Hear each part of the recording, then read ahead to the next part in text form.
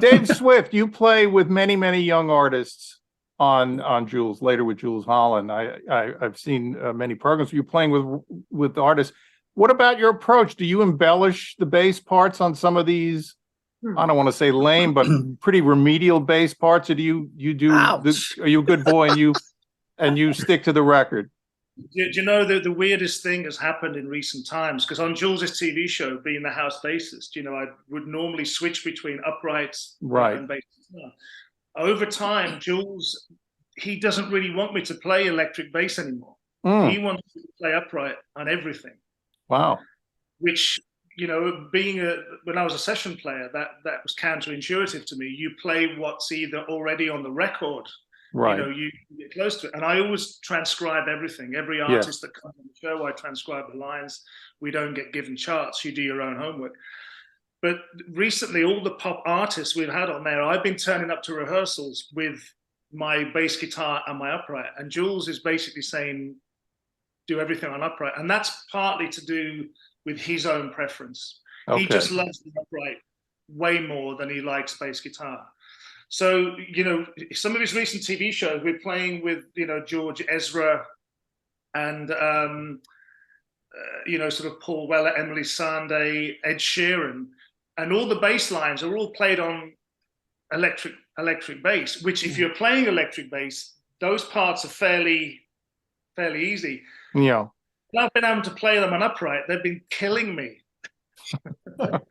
Because these are out and out pop, funk, house things, Yeah. And I said to Jools, I said, if that's what you want, I think what it is, he doesn't want us to be a completely generic house band. Right, I understand.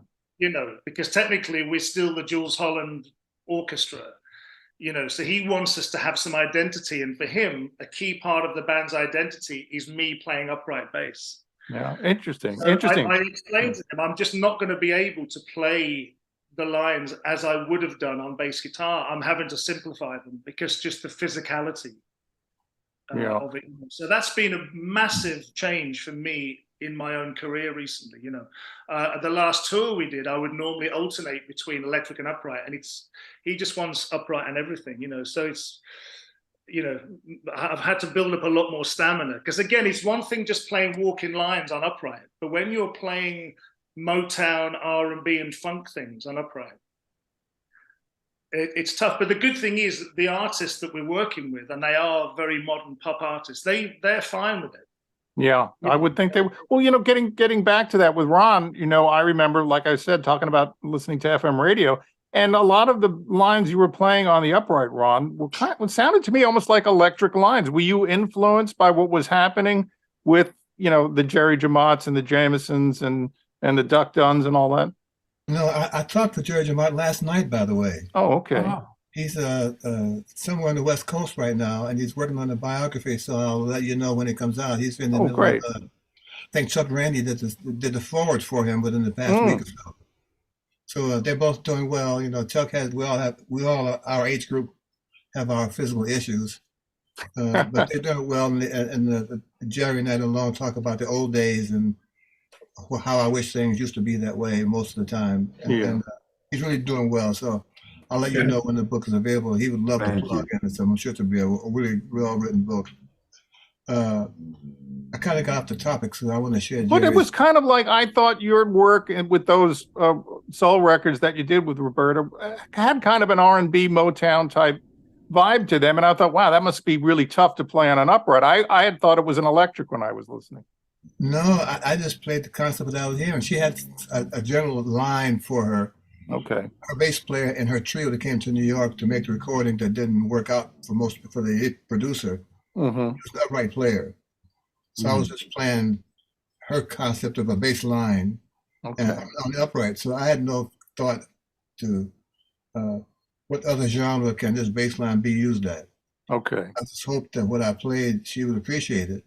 And if I had to copy it, they'd bust their chops trying to make the same thing I did too, And a lot of that stuff was sampled.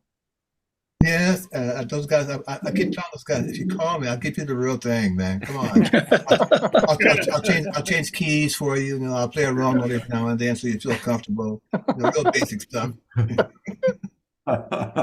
Larry, you started off on the electric and you studied with Ron, yes? I did. Was Larry a good student? Is he still here? He's a wonderful student, and I miss him. It's time for him to come by for a $5,000 checkup, by the way. I need my checkup, right? Absolutely. But I think about the things that we discussed all the time while playing and not playing.